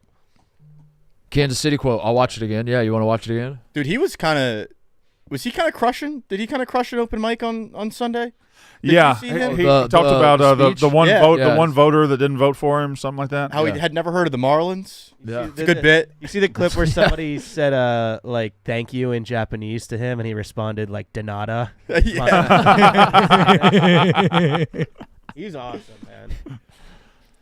man. Favorite American expression. I haven't seen this. I haven't either. Have I? Oh, really? You haven't seen this? Yeah, you have. You've seen this, Brandon. You've definitely seen it. How long is he gonna? In August, in Kansas City, it's hotter than 2 rats in a fucking wolf sock. I've never seen that. That's my favorite. What? Doing that with what a podcasts. pull for your favorite Eagles say, dude. What? Hotter than August. 2 rats fucking in a wool sock. August in Kansas City. Oh my god, dude. who I would love more interested into the Hall of Fame. Domo arigato gozaimashita. Mata ashita. De nada. He's the best, dude. I think he would have been like such a bigger star in today's game. Well, yeah, he was a huge star. So what? He seems like he's such a personality. Brandon, you can probably fill me in here. Mark, maybe you can too. I don't, because to my childhood brain, I remember he just showed up from Japan. It was a very big deal, but was like the international scouting market not evolved enough? Is that why it took him so long to kind of get on the MLB? Because he was already dominating Japan. Oh, it just right? wasn't come. I don't to think. come. Yeah, I don't think he wanted to. I think. Right. I don't think he waited to come to America because there was a lack of wasn't- interest. Yeah, He just the maybe- interest was there. He was yeah, just kind of okay, like, I don't okay. know. If Nobody had broken the wall down and shown that you can just do. Yeah. It'd be a seamless transition yet until I guess he was the one. Yeah. And now you look at the impact it had. The opening series of the Cubs and the Dodgers was awesome, and having Right. like Shohei and Seiya and everybody. So I think Shohei is Japanese too. That's right. That's right. That's Oh, right. really? Yeah, we'll check Right. that. I didn't but know that. That's right. I always thought he was Korean. He's Cuban. They not. Manana. Manana. Where are you at with the Cubs? You guys just fleeced us in the middle of the night last night. Who Did we? Urias? Kitteridge. Andrew Kitteridge, Uncle Andrew. Oh, fuck. We got Kitteridge? Yeah. Oh, fuck. Tell me one fact about Kitteridge right now. Kitteridge, he's an RHP for sure. Is he really? That's a fact. That's a fact. That that's it. Done. Count it, Done. dude, done. I'm gonna drop the mic. And, Count it. No further questions for my client, please. Have y'all? Has anybody watched that WWE Unreal series? I watched the first episode last night. It's awesome. I saw the clip of somebody told me about it. I'm gonna watch it. That's shit as a I like. traditional fan, I would imagine you don't love it. No, I love it. I thought it was fucking awesome. I love all behind the scenes stuff. They've done this in little bits and pieces on documentaries before, where you see a guy at WrestleMania and they're going over some stuff. I do. For somebody like me, like the intros are a little bit much. Like in episode 1, they do a little background of John Cena. I'm John Cena, and this is, and they go back through his career. Like I know who John Cena is. If I'm watching this show, but the whole point Maybe is not, they're though, trying to get a broader audience. Yeah, like I kind of miss the John Cena era of wrestling, so I would actually be intrigued to learn how Cena came up. Yeah, I just remember seeing him on TV all of a sudden with the jorts and saluting. He was in the greatest rookie class in the history of in the history of sports. Yeah, any sports. Batista, Randy Orton, Brock Lesnar, and John Cena. 2002 were in the same rookie class. Damn, and they it's up there with the '83 quarterback class. Mm-hmm. Mm-hmm. It's like Marino, Elway, Kelly, Hebert. Is that is it the best? What? What are like the best rookie classes? And then looking back, the Jordan rookie class, Jordan Barkley, Stockton. NBA's like 2003. 96 as well. Oh, 03. LeBron's class. 03, yeah. 03. NBA, I guess, is like the easiest one to come to mind. Oh, every NBA class is either total dog shit in the eyes of everybody or like legendary. 89 NFL, I think the first 5 of the first 6 are Hall of Famers, or maybe 6 of the first 7. What? Only Tony Mandarich is not in the Hall of Fame. Troy Aikman, Deion Sanders, maybe Derek Thomas. Mandarich, that was the big O lineman steroid guy. The Incredible Bulk. Yeah, the Incredible Bulk. Yeah.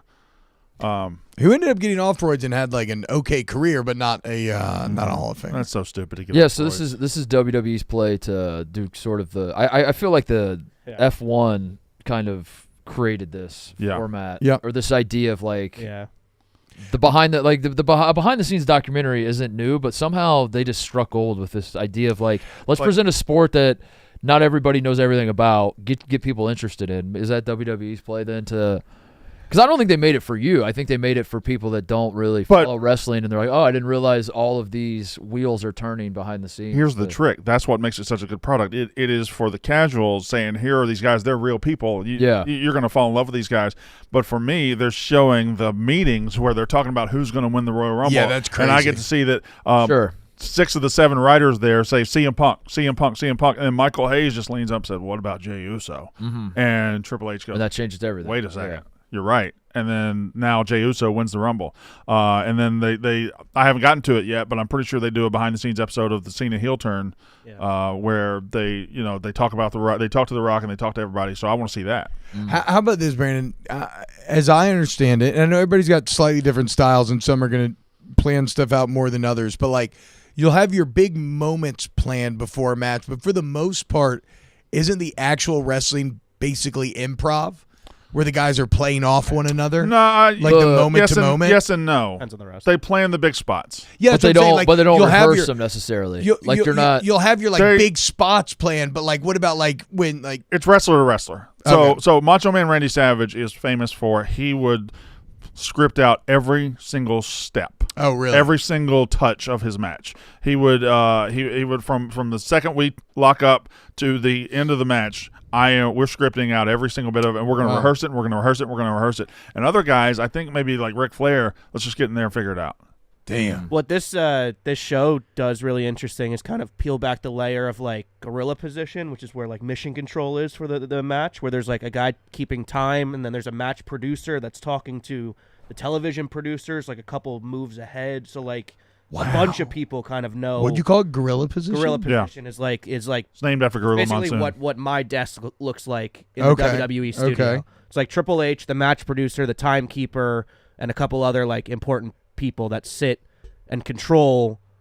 Can like, they? But the wrestlers can't hear them, right? The They don't ref- have No, ears pierced. the ref has ref. and the announcers, everybody around, and probably everybody standing out there, everybody around the Yeah, ring, camera guy. and if they need to tell something to the wrestler will take a punch. He'll lay down. The ref will get there. They'll cover their face and they'll talk. The to ref will be checking to see if he's okay. Correct. Yeah. But the ref will also be communicating. We got 2 minutes left. We got to get to this. Yeah, spot. let's We go got, home, you shit know, like that. Oh, this wow. person's It's a in lot of place, it is ready for scripted. run-in. A lot of it is, as fucking it turns badass. out. That was also kind of this show was kind As of it turns As out. it turns out, it is. Wait, It is in fact. What? It to is in link the fact. people that are just like, isn't this just scripted? To the people that wanted like to see how it like it's a nice middle ground. But they The don't. fact it's scripted, the way it's scripted, as meticulous Like, as it is, that's it makes it scripted, more impressive to yeah, me. it's watch how Well, we are and it's scripted. like I think when you get older, you realize that okay, like it's faking maybe the fact that we're It's not sitting fake. there. It's faking the No, same no. way Game Yeah. of Thrones. And is that faking. and that we're sitting in meetings and saying, okay, actually, what about Jey Uso? But like the physicality of it is Yeah. not fake. It's Right. fucking brutal. It's like a dog with an eye patch. It's as real as it gets. Yeah,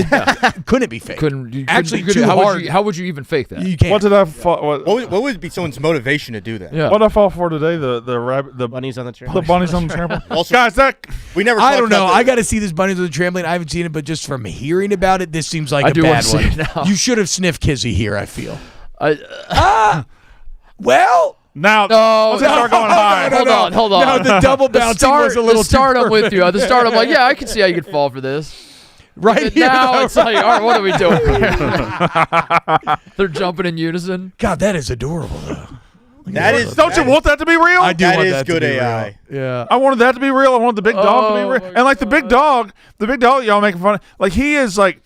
Find the big There are dog. dogs that are almost that big. Yeah, I we agree. didn't show this one yesterday. Find the big was dog. our cold open yesterday. I texted the group. I never text. This is why I don't text the group. By the way, y'all all the way. Y'all always say, "Why don't you text the group? Why don't you do it?" I text the group the big dog, and everybody shits all over me. We help Like, you out. he's not too big to where you think He is. That's, well, he's. I guess he's not a great Dane. He's slightly too big. He is. I guess Slightly he's too big. Now that I think about it, he's not a great Dane. He's just a breed lab. is all wrong. Then again, credit to the AI. That is the type of house that would have that giant of a dog. The setting Just a there. makes giant it more lab. I think that was that was on the edge of believable fake dog, big dog. The bunny thing, I'll give you if you only watch the first 2 seconds. Yeah. The bunny's emerging on the trampoline. Yeah. That's believable. If you freeze it right there, stop. And Yeah, that looks real. it's a lot when, of bunnies it's get when on. the trampoline starts This to is real. give- This is real. Right. Yeah. Now. Look how cute now they it's are like, when what they are all we How start doing? about the jumping fact in that unison. this bunny right here straight up disappears behind this? Oh, AI. That'll do it. Good eye, Teach. No, he ate the one bunny ate the other. Yeah. Womp. Like, All right. I like this as a segment. I like Brandon bringing videos to us and just be like, guys, help me out. Brandon Boomer AI test. Sniffing kids. Jers Day? Yeah. Go ahead. Brandon. So actually, mine has a little bit of a story to it. It's a long story. This is my favorite player of my favorite year of all time, Mississippi State. I was 10 years old. Will Clark, 1989. He's the best player in baseball. It's a Will Clark, San Francisco Giants jersey. You know, he writes me, your show, Mostly Sports, is a staple in my day and has been for 2 years now. Wow. I truly appreciate the content that you guys put out so consistently. And I'm getting married in October. I want to make sure my best man is shown the appreciation that he deserves. One of the things is always connected us to sports, and we talk daily about mostly sports. While you guys may be hooligans, we consider you family. I blah, blah, blah. I sent a few jerseys on opening day. I saved this Will Clark jersey for you because you're the only person I've heard talk about him the way you do. I'd like to offer this to ask you for a letter back addressed to my best man, Alex Genrich. So I'm doing better than a letter back. Alex Genrich, it turns out you're a fantastic guy, and you're the best man at this guy's wedding. Thank you for watching the show. You are family, all that stuff. And I was just supposed to work Alex Genrich into the episode, so everybody shout out. Alex Genrich. Alex the fucking man. So there you go. There you go, Alex. And this is from Riley Dixon. P.S. T-Bob is an elite addition. Hey, I knew I liked Riley. Hell yeah, man. Kind. I'm blushing. We also missed Mark. That was before you got back, obviously. P.S. Genrich is an ISU Cyclone, so fuck Iowa. This guy hit all the right Iowa. notes. Hell yeah, dude. Wow. Riley Dixon. My jersey had a story today. Wait, Brandon, you can't say fuck Iowa anymore, though. You made peace. I can do what I want. You made peace. I do what I want. You made peace. I can do what I want. They used you in a hype video. Wait, They Mark, did. were you I back? saw that. Yeah, I saw the I hype used video, you in a yeah. hype video, dude. That was AI. You said Yeah. That was unrivaled fake. That was passion. obviously fake. My jersey has a story as well. I'm wearing not a Dylan Harper, who is now the number two on the San Antonio Spurs. This is a Kawhi Leonard. Sure. So I got this in my mailbox not too long ago with a note attached to it from Kawhi Leonard himself. He is a fan of the show. Kawhi Leonard has a reputation as not really, at least publicly, not liking a lot of things. He's a robot. He's a straight-laced man. He's he's just every interview he does, he's like, yeah. And that's kind of his perception. As it turns out, the one thing that gets him going is mostly sports. Loves mostly sports. He said, I'm a huge fan. Are you mocking my story? And he sent in this is a game-worn jersey. This is a game-worn Kawhi Leonard. Fits me a little tight. I thought I could see the sweat. I was wondering how that's crazy. So shout out Kawhi Leonard. Hey, shout out Kawhi. Thank you, Kawhi. Thank you for being a fan of the show. Looks like they all have to have stories attached to them today, Connor. Sorry. So what you got? There actually is a real story attached to this one. Oh, here we go. I love this. I love this, by the way, Connor. This is it from a long, long time ago? Connor, I got some business to do, Yeah, so yeah. you hold that thought. About Shady Rays. You know that moment, the one when you realize you left your favorite sunglasses at the beach or on the roof of your car at a gas station 3 states away. We've all been there, but then we found Shady Rays, and it changed the game. These sunglasses are made for real life, seriously good looking, polarized, durable, and not stupidly expensive like others. And here's the wild part. If you lose or break them, even on day one, Shady Rays will send you a brand new pair, no guilt trip, just replacements.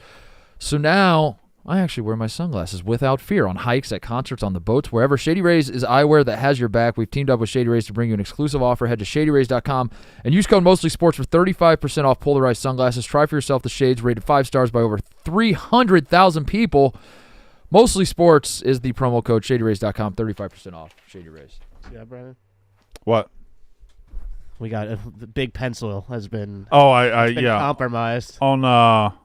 Pat McAfee has taken the now big this is pencil worth cutting in. This is a tremendous W for you not wanting to embrace the big pencil. Yeah. Can I get? Do you fade the pencil? Can I get 30 seconds of context here? We sell it. We sell a big pencil. One day, this is okay. So we were on the Yak, and I don't know if you said this.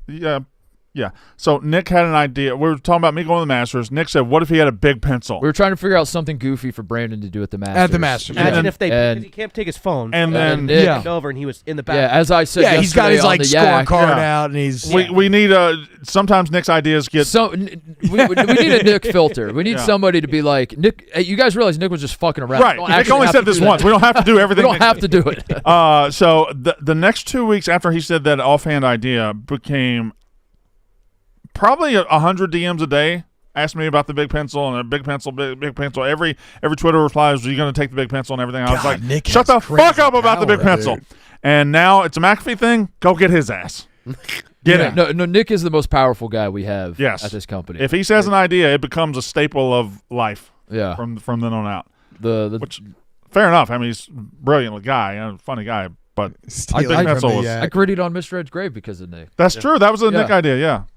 That video was so good. That was in the Mostly Sports family history video that we did. And honestly, I did it because of him. Like if we had done that show and the horse just said I had to go do it, and it was just like us, I'm not fucking doing it. Yeah, like Casa Bonita. I was like, well, we need to go to Casa Bonita. God, I want to go to Casa Bonita. Don't get me started on that. So am I? Sorry, finish. No, I was just saying, but because it was like Nick was on the show and it was Nick's idea, I was like, I have to do this. Yeah. Yeah. Even Nick, and then we presented the video to Nick. He was like, "You really did that? Why the fuck did you do that?" I do love I love that you surprised everyone. with it as well, right? Yeah. Nobody knew that. Nobody you were knew. going. Yeah. Oh. I went like the week before. Yeah, we did it. So One of the best moments in show history. What was your story for the jersey? Yeah, what was your story, Connor? Yeah, Connor. Sorry, we interrupted your story. You'll like the story. Actually, we do have. I had to have one more. Yeah, I got one more. What if I say it involves my mom? Courtyard.io. Wait, well, You go ahead. Hold on. What did you say? It involves my mom. Put a pin in that, Brandon. Put a big pin in that.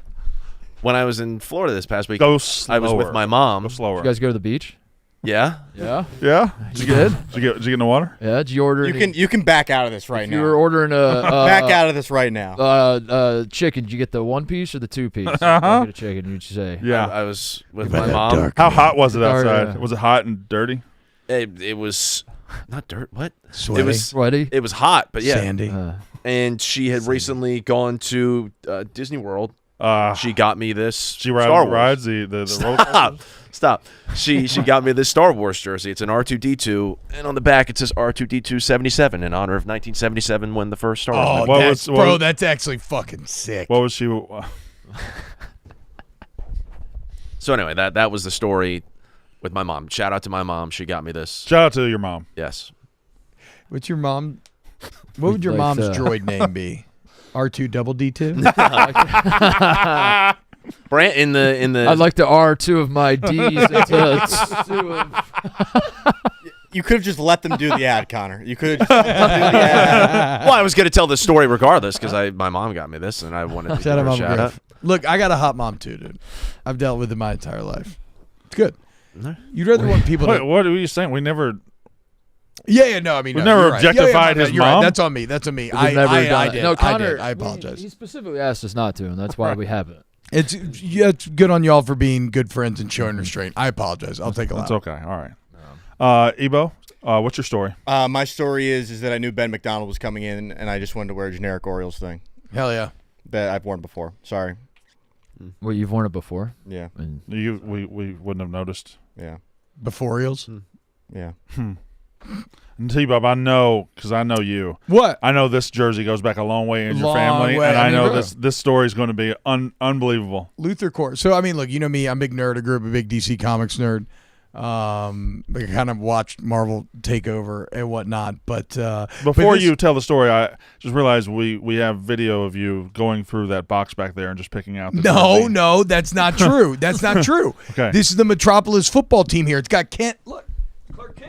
Wait, Clark Kent. wait, No. It's Clark Kent's jersey. I'm sniffing Kizzy. He never played. He was a reporter. yeah. And No, he's a nerd. He's Well, a but wouldn't have been good at no. football. But as a reporter, he's not a sports reporter. But as a reporter, he is a fan of local team. This is a custom jersey that he made. He didn't play. Oh, No, he made it this custom is, authentic. yeah. Okay. But look, Yeah. pretty evolved here in that it has the Luther Core jersey patch. Oh yeah. So like they were very- ahead of the game Right. in terms of predicting advertisements Brand. on jerseys. So also that new Superman movie from the first 2/3 that I've seen of it is fantastic. How'd you not go back and finish it? I told you I haven't been able to, but we got babysitters now. We're back in the suburbs. Babysitters are flowing. Oh, you moved in? So it's gonna happen. We're in the house. Babysitters are flowing? Babysitter's flowing. That's baby. wait. Just got to go outside and take a bucket. I like to keep a big wet Get a big ol' Rolodex of young sitters. But yeah, no, we are in the process of moving. We got mattresses on the ground and shit. But we making it. We're in the house. House is great. Loving it. Where'd you It's sleep cool. last night? On a mattress in the ground, but in my room. Okay, good. Yeah, on my mattress, which is awesome. Took the train in, full city boy. And then check this out. I actually have my Mickey jersey with me today, but I didn't wear it here because I've already worn it. But have you all ever heard of Lang Lang? Langley? Lang Lang. Lang Lang. Lang Lang. We're not. No, we're not nerds or He's Japanese. he's one of the top pianists in the world. Oh, yeah. No. Okay. And tonight at Ravina Park, he'll be playing at the. You're going to see a penis tonight? Yep, I'm going to see maybe the #1 pianist in the world. Connor, do you like penises? But yeah, tonight he's playing with the Chicago Symphony Orchestra at Ravina Park. They're going to play. That wasn't even There's no subtlety there. No. They're going to play Disney songs. Oh. So I can't wait. So you're barely moved into your house. You can't go back and watch the last third of Superman, but you do have time to go see Lang Lang the penis. Yeah, well, because my kids are going with us. So, like, that's the difference. Because my kids got too scared by Superman. Also, The kids love the the pianists. We're gonna see. I mean, it's gonna be we're gonna be laid out on the grass, drinking wine, hanging out. So I imagine they'll be running around a little bit. You seen this weather? No. It's like 75 degrees today. Oh yeah, sunny. it's incredible. It's incredible. I thought you were yeah. shitting on me saying it was gonna rain. No, it's gonna be perfect. Oh, perfect. Fuck yeah. No, the weather's awesome though. And then weather. and then I think tomorrow night I want to go to medieval time. So So you can do the nerd shit. yeah. If Clark Kent did play football and didn't, I would be so pissed if I found out he was Superman. If you're one of his teammates, you're like, you were fucking Superman the whole time, and like because you don't have to go. You don't have to go full Superman, but you can truck somebody and get in the end zone. Yeah, give us like a little bit of Superman. Yeah, just look like you're a like fucking a 3rd and 7, be Superman. Yeah. Well, just make yourself like the number 5 prospect in the country. Right. Like he can dial it in where he could just he don't even have to show his super. It's like in I think Incredibles at the end of the first Incredibles movie. Yeah. Right. I was thinking about that myself. He makes the kid finish 3rd. Yeah. He's like, whoa, come down. Yeah. So I don't know. Do something like that. TJ. Okay, I got Big story here. it's checkered past after he left college, but Rutgers legend Ray Rice. That's Wow. not. I don't. Ow! Hit the Durf stick. I'm don't not think that's- sure that's a Ray Rice. Says Rice right on the jersey, brother. I didn't know he played for the Niners. What? Those letters are really far apart. They are, aren't they? Wait, did we talk national yet? No, not really. We've alluded to it. God, that was fucking cool, man. It was overwhelming. I'm a little embarrassed that how tired I am, and I went back in my phone and I was like, I must have walked 25,000 steps yesterday. 7,200. Good God. And what, Roan and Donnie walked 42,000 yesterday? 7,200 steps. And I was like, I was fucking gassed. Yeah, why was it? Because I'm with you. It was like a same thing. combination of standing and walking. I felt like I got hit by a truck, and I don't know. I like to think I walk a lot. I do a lot of cardio. Yeah, I try to stay in decent shape, and like something about that place just the parking garage was very far away. The emotional draining. For whatever that's worth. It is. It's something in the air drains you. Yeah. Well, I think for you, I cannot fathom what your senses were doing in that environment. They were a lot. Because you know how people say he's happier than a pig in shit? That was like a pig being in, I don't know, a metropolis of shit. Yeah. It was so much stuff. And it's all of Brandon's stuff that makes him feel most alive. I'm going back today and tomorrow. Yeah. You have to. When are we did a video, but particularly the one where all of us, it was 3-on-3. When is that next week? We're going to put that out? Or That'll be the last one that comes out of these, probably. Okay. God, I That's can't the one wait to that see who requires wins. the most editing. Okay. Yeah. It'll come out. It was fun. That was a lot of fun. Shout out PSA too for letting us open those packs. Did you see how much those packs were? Oh no, they're not cheap. They're like $300 a pop. Yeah, they're not cheap at all. Yeah. I got a Ted McMillan autograph right there. First round pick. No, top 10 pick. Sport Clips. This summer the sun's out, and so are the fresh cuts at Sport Clips Haircuts. It's the perfect place to cool off and watch some sports on TV while also getting a precision haircut from stylists who just get it. They've been specially trained to cut men's hair. Take your haircut to the next level when you ask for the MVP haircut experience. It comes with a hot steam towel and a 7 pressure point massaging shampoo that are sure to make you melt into the chair. I'm getting Sport Clips this weekend. Yeah, I got it this week. I'm getting. You're going. I went. Going on Saturday, I believe. I'll be getting my hair trimmed. So hell yeah. So drink it in while you can, folks. Oh my goodness. Because are you sure about this? In a few short days, this will be about a half inch shorter. This will be barely noticeable. Barely, yeah. And for this summer only, you can swap out the classic hot steam towel for a refreshing chilled towel. It is an icy alternative. That's the perfect way to defeat the heat. Sport Clips. It is a game changer. Sport Clips. The towel. Whoop, whoop. Game changer. Towel's good. Towel's good. Like a good towel. changer. Did you do Courtyard.io? I haven't yet. I'm going to do it to end the show. We got anything? Did y'all? I mean, go ahead. No, I got something for the college football guys that I don't want to do today. I want to do tomorrow. Are you getting your ass No, worked on tomorrow? Nope, You'll be here? Nope, we'll be here. We'll be Are here. you getting your ass worked on tomorrow? Not before the show. No. He's going to need to. I am. I'll be out. After I'm another actually night doing of the it National. during the show, if that's all right. Yeah, all right. I'll be having my rectal exam on the show. Lucas is here tomorrow. Oh, Lucas is definitely something done. And to his he'll be ass. doing the rectal. I'm getting my ass work done, so I. Oh my god, dude. I won't be here. Is the Lucas show tomorrow? Yep. So it's just yeah. nothing's gonna work. Might as well punt it. Yeah, we might as well just take the day off. I wanted to give you guys homework. Okay. I'm curious about this college football stuff. We're I love your college football questions, by the way. The ones that you rattled out of nowhere to the group text a couple weeks ago. Well, it's one of those. So spot on. It's one of those. It is. We're less than a month away, right? Yep. Right at August 30th. Oh, or is there 31st, I think. Well, no. August Isn't week 0 24th the to 23rd? 24th? Oh, it's the 24th. So we're way. We'll get Farmageddon about 3 weeks from now. Oh shit. Yeah. So 3 weeks in Ireland. away. 3 weeks from tomorrow. Farmageddon in Ireland. Coming up quick, and I want to hear from you boys, the 2 college football experts we have. The top 5. I want you to put together your top 5 list of humps looking to be gotten over. We could probably clean up the way we're describing that. But who's got the most pressure to get over a hump, and what is the hump? And what is the hump? I love this. And what is a creative list? Top 5 humps. Can I give me your top 5 humps? Can I give another one? Yeah. No, 2 of them. Who's got a valley they're getting? Yeah, in Valley. Who's currently in a valley they got to get through? Wait, are we doing humps or valleys? Both. Well, one kind of ties into the other because you have to get over a hump. You're kind of in a valley. You're looking to get over the times. hump, and if they valley, they're certified bust.